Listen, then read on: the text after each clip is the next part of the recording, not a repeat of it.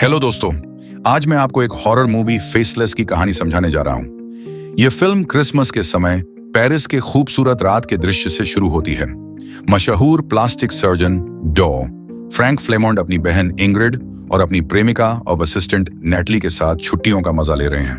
वे शहर की मार्केट में घूमते हैं, मनहगे स्टोर्स से खरीदारी करते हैं और साथ में अच्छा समय बिताते हैं। रात के अंत में वे सब एक अंडरग्राउंड पार्किंग में अपनी कार लेने जाते हैं। तभी एक ग्रे मर्सिडीज गाड़ी तेजी से उनके पास आकर रुकती है। एक मध्यम आयु की महिला गाड़ी से उतरती है और डॉ फ्रैंक का व्यंग्यात्मक तरीके से स्वागत करती है। डॉक्टर को महिला की पहचान नहीं होती, लेकिन उसके बाएं गाल पर एक बड़ा सा निशान होता है। महिला बताती है कि वह डॉ फ्लेमोंड की पुरानी मरीज है। इलाज के दौरान कुछ गड़बड़ हो गई थी, जिससे उसका चेहरा पूरी तरह खराब हो गया है। गुस्से और बदले की भावना से भरी महिला अपनी आस्तीन से एक एसिड की बोतल निकालती है और उसे डॉक्टर पर फेंक देती है। इंग्रिड तुरंत अपने भाई को धक्का देकर बचा लेती है, लेकिन एसिड उसके चेहरे पर गिर जाता है। इससे उसका पूरा चेहरा जलकर खराब हो जाता है। डॉ फ्रैंक और नेटली स्तब्ध होकर देखते रहते हैं, जबकि वह महिला गाड़ी में बैठकर मुस्कुराती हुई भाग जाती है। इसके बाद कहानी 1 साल आगे बढ़ती है। इंग्रिड हर रात उस हादसे के बुरे सपने देखकर चिल्लाते हुए जाग जाती है। फ्लेमोंड उसे दिलासा देते हैं और वादा करते हैं कि किसी भी कीमत पर वह उसका चेहरा ठीक कर देंगे। दूसरी ओर पेरिस में एक अमेरिकन मॉडल बारबरा मुलर एक लग्जरी ब्रांड के लिए फोटोशूट कर रही होती है। शूट के दौरान डिजाइनर मार्शल उसे बार बार कहता है कि वह अपने ज्वेलरी को अच्छे से दिखाए। बारबरा एक महंगी हीरे जड़ी हुई सोने की ब्रेसलेट पहन रही होती है। तभी नेटली वहां आती है और बारबरा को बाहर बुलाती है। दोनों गर्मजोशी से मिलती हैं, जिससे पता चलता है कि ये दोनों पहले से एक दूसरे को जानती हैं। दोनों चुपके से नेटली की कार में जाती हैं। वहां नेटली बारबरा को कोकीन का एक डिब्बा देती है।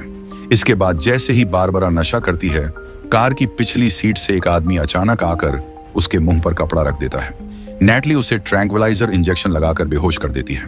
फोटोशूट के दौरान मार्शल गुस्से में आ जाता है जब उसे पता चलता है कि बारबरा ब्रेक के बाद वापस नहीं आई। बाकी मॉडल्स बताते हैं कि उन्होंने बारबरा को एक सुनहरे बालों वाली महिला के साथ जाते देखा था। इसी बीच डॉ फ्लेमोंड की असली और खौफनाक शख्सियत सामने आती है। वह सेंट क्लाउड नामक शहर के बाहरी इलाके में स्थित एक प्राइवेट अस्पताल चलाते हैं। बाहर से यह अस्पताल एक सामान्य संस्थान जैसा दिखता है, लेकिन इसके अंदर कुछ बेहद डरावने और गहरे राज छुपे हुए हैं। पता चलता है कि डॉक्टर फ्लेमोंड अमीर मरीजों की प्लास्टिक सर्जरी के लिए युवा लड़कियों के खून, हार्मोन, त्वचा और ग्रंथियों का इस्तेमाल करते हैं। यह भयानक सच्चाई अस्पताल के मरीजों, नर्सों और बाकी स्टाफ को नहीं पता। केवल नताली और गूंगा सुरक्षा गार्ड गॉर्डन इस सच्चाई से वाकिफ हैं। नताली और गॉर्डन पेरिस के अलग अलग हिस्सों से युवा और कमजोर लड़कियों का अपहरण करते हैं और उन्हें जबरदस्ती अस्पताल के तहखाने में फेंक देते हैं। वहां डॉ फ्लेमोंड इन लड़कियों का खून और अन्य चीजें निकालते हैं। जब ये लड़कियां उनके काम की नहीं रह जाती तो उनकी हत्या कर दी जाती है। इसी दौरान बारबरा नाम की एक लड़की को भी अस्पताल के तहखाने में बंद कर दिया गया है। डॉक्टर फ्लेमोंड अपनी बहन का इलाज करने के लिए बारबरा की त्वचा का इस्तेमाल करना चाहते हैं। वहीं अस्पताल के गार्ड गॉर्डन की निर्दयता भी सामने आती है। वह लड़कियों को चोट पहुंचाने या मारने से नहीं हिचकिचाता। डॉक्टर फ्लेमोंड अपने मरीजों का हालचाल लेने जाते हैं। उनके अधिकतर मरीज बूढ़ी महिलाएं हैं जो उनके इलाज से खुश हैं, लेकिन एक ब्रिटिश महिला मिसेस शर्मन अस्पताल के माहौल से परेशान महसूस करती हैं। वह फ्लेमोंड से कहती हैं कि यहाँ कुछ गड़बड़ है। हालांकि फ्लेमोंड उसकी बात को नजरअंदाज करते हुए कहते हैं कि वह 2 हफ्ते में पूरी तरह ठीक हो जाएगी। इसी बीच न्यूयॉर्क में बारबरा के पिता ब्रायन वालेस, जो वियतनाम युद्ध के अनुभवी सैनिक और एक बिजनेसमैन हैं, अपनी बेटी की गुमशुदगी को लेकर चिंतित हैं। उन्हें पता चलता है कि बारबरा पिछले 2 दिनों से अपने होटल में नहीं रुकी। स्थानीय पुलिस भी कोई सुराग नहीं ढूंढ पाई। ब्रायन सैम मॉरिस नाम के एक प्राइवेट डिटेक्टिव को हायर करते हैं, जो बारबरा का पूर्व बॉयफ्रेंड है। ब्रायन उसे $20,000 एडवांस और पेरिस की फ्लाइट का टिकट देकर अपनी बेटी को ढूंढने को कहते हैं। सैम पेरिस पहुंचता है और उसी होटल में रुकता है जहां बारबरा ठहरी थी। वह रिसेप्शनिस्ट को रिश्वत देकर बारबरा के सभी पत्र हासिल कर लेता है। इसके बाद वह स्थानीय पुलिस प्रमुख से मिलता है। पुलिस को पिछली रात एक अज्ञात लड़की की सिरकटी लाश मिली थी। सैम लाश को देखकर कहता है कि यह बारबरा नहीं हो सकती, क्योंकि उसे बारबरा के शरीर पर एक तिल के बारे में पता है। अस्पताल में डॉ फ्लेमोंड मानसिक तनाव से गुजर रहे हैं। उनकी बहन इंग्रिड जल्दी ऑपरेशन कराने की मांग कर रही है, लेकिन फ्लेमोंड को डर है कि ऑपरेशन में उनसे गलती हो जाएगी। काफी सोचने के बाद वह रिटायर्ड सर्जन डॉक्टर ऑर्लॉफ से मदद लेने का फैसला करते हैं। कुछ दिनों बाद नताली हर दिन अधिक चिड़चिड़ी होती जा रही थी और फ्लेमोंड से जल्द उसका चेहरा ठीक करने की मांग कर रही थी। दूसरी ओर फ्लेमोंड ने स्वीकार किया कि वह उस पर ऑपरेशन नहीं कर सकता क्योंकि उसे डर था कि वह कोई गलती कर देगा। लंबे विचार के बाद उसने तय किया कि केवल एक ही व्यक्ति है जिससे वह मदद मांग सकता है, डॉ ऑर्लॉफ, जो एक प्रसिद्ध सर्जन थे और अब सेवानिवृत्त हो चुके थे। कुछ दिनों बाद फ्लेमोंड और नताली डॉ ऑर्लॉफ के विला पहुंचे। बुजुर्ग सर्जन ने कहा कि अब वह सेवानिवृत्त हो चुके हैं और आखिरी बार उन्होंने अपनी पत्नी का ऑपरेशन किया था। हालांकि उन्होंने एक डॉक्टर का जिक्र किया, डॉक्टर कार्ल हेंज, जो शायद उनकी मदद कर सकते थे। डॉक्टर हेंज एक नाजी वैज्ञानिक थे जो युद्ध के कैदियों पर त्वचा प्रत्यारोपण के प्रयोग करते थे। उनकी विधियां बहुत क्रूर, अमानवीय लेकिन प्रभावी थीं। हेंज ने द्वितीय विश्व युद्ध के दौरान उन सैनिकों के चेहरों को भी पुनः स्थापित कर दिया था जिनके चेहरे पूरी तरह से क्षतिग्रस्त हो चुके थे। युद्ध के बाद हेंज स्पेन भाग गए और तब से वहीं रह रहे हैं। फ्लेमोंड ने ऑर्लॉफ से अनुरोध किया कि वह हेंज से संपर्क स्थापित करें ताकि वह उनकी मदद कर सकें। अस्पताल में गॉर्डन एक छोटे खिड़की से बारबरा को घूर रहा था। वह एक बेहद खूबसूरत महिला थी जो बहुत कमजोर स्थिति में थी। गॉर्डन ने इस स्थिति का फायदा उठाने की कोशिश की और बारबरा के कमरे में घुस गया। उसने उस पर जबरदस्ती करने की कोशिश की लेकिन बारबरा ने विरोध किया। अंततः गॉर्डन ने उसे इतनी जोर से मारा कि वह बिस्तर पर गिर गई। इसके बाद उसने बारबरा के साथ शारीरिक दुर्व्यवहार किया और उसके चेहरे को हुए नुकसान की पूरी तरह अनदेखी कर दी। जब फ्लेमोंड और नताली अस्पताल लौटे तो उन्होंने देखा कि बारबरा के चेहरे पर गहरे घाव थे। इसका मतलब था कि वे अब उसकी त्वचा का उपयोग प्लास्टिक सर्जरी के लिए नहीं कर सकते और अब उन्हें किसी और लड़की की तलाश करनी होगी। थोड़ी देर बाद नताली गुस्से में गॉर्डन के कमरे में गई और उससे इस गलती के लिए सामना किया। उसने गॉर्डन से कहा कि उसने बहुत बड़ी गलती की है। सजा के तौर पर उसे इंग्रिड के कमरे में भेज दिया गया। इस बीच मिसेस शेरमैन ने फ्लेमोंड को कई परेशान करने वाले तथ्य बताए जो उन्होंने अस्पताल के बारे में खोजे थे।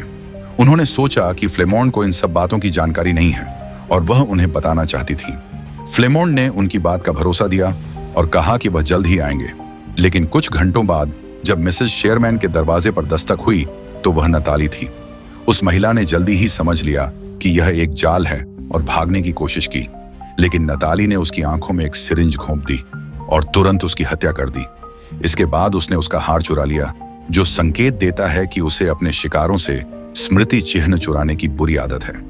उस दोपहर फ्लेमोंड को खुशखबरी मिली कि डॉ हेंज उनकी बहन के केस पर ऑपरेशन के लिए तैयार हैं, लेकिन इसके लिए उन्हें जल्दी ही एक नई महिला ढूंढनी होगी क्योंकि बारबरा के चेहरे पर अब भी गहरे घाव थे।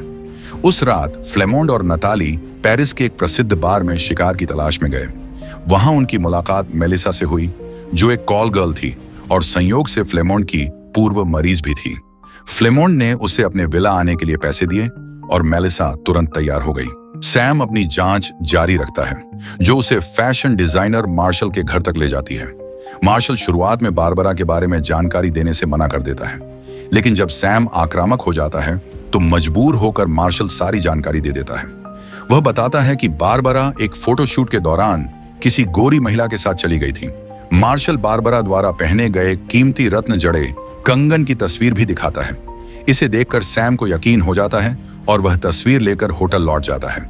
दूसरी तरफ मेलिसा फ्लेमिन के विला पहुंचती है और उससे नजदीकियां बढ़ाने की कोशिश करती है, लेकिन तभी फ्लेमिन उसे बेहोश करने वाला इंजेक्शन दे देता है। मेलिसा जब होश में आती है तो वह खुद को एक सर्जरी रूम में पाती है। वहां डॉक्टर हीन्स, फ्लेमिन और नताली उसके पास खड़े हैं। मेलिसा सब देख सकती है लेकिन कुछ महसूस नहीं कर पाती या प्रतिक्रिया नहीं दे पाती। फिर डॉ हीन्स सर्जरी शुरू करता है और उसका चेहरा काटने लगता है। सब कुछ ठीक चल रहा था, लेकिन अचानक उसकी त्वचा और मांसपेशियों के बीच का हिस्सा तेजी से खराब होने लगता है। इससे पहले कि कुछ किया जा सके, पूरी त्वचा नष्ट हो जाती है और सर्जरी बेकार हो जाती है। इसके बाद गॉर्डन मेलिसा का सिर काट देता है और उसके शरीर को ठिकाने लगा देता है। इस असफल सर्जरी के बाद इंग्रिड की मानसिक स्थिति और बिगड़ने लगती है। वह खुद को कमरे में बंद कर लेती है और अब एक पुरुष का प्यार पाने के लिए बेताब हो जाती है। फ्लेमिन उसे समस्या का समाधान करने का वादा करता है। नताली पेरिस की सड़कों पर जाती है और एक पुरुष वेश्या को विला लेकर आती है। वह उसे पैसे देकर इंग्रिड के साथ समय बिताने के लिए कहती है। शुरुआत में सब ठीक चलता है क्योंकि इंग्रिड ने अपना विकृत चेहरा छिपाने के लिए मास्क पहना हुआ था। लेकिन जब पुरुष वेश्या मास्क हटा देता है तो इंग्रिड डर के मारे चीख पड़ती है। इससे पहले कि वह कुछ कह सके, नताली पीछे से आकर उसकी गर्दन में कैंची घोंप देती है। अगले दिन फ्लेमिन और नताली फिर बाहर निकलते हैं, इस बार पेरिस के एक प्रसिद्ध डिस्को क्लब में। वहां वे एक गिरी हुई अभिनेत्री को ढूंढते हैं जो अपने करियर में संघर्ष कर रही है। फ्लेमिन अपनी करिश्माई शैली से अभिनेत्री को विला आने के लिए मना लेता है। विला पहुंचने के बाद वह उससे कपड़े उतारने को कहता है और ड्रिंक लाने का बहाना करता है। अभिनेत्री खुशी खुशी मान जाती है, लेकिन जब वह लौटता है तो उसके हाथ में बेहोशी का इंजेक्शन होता है।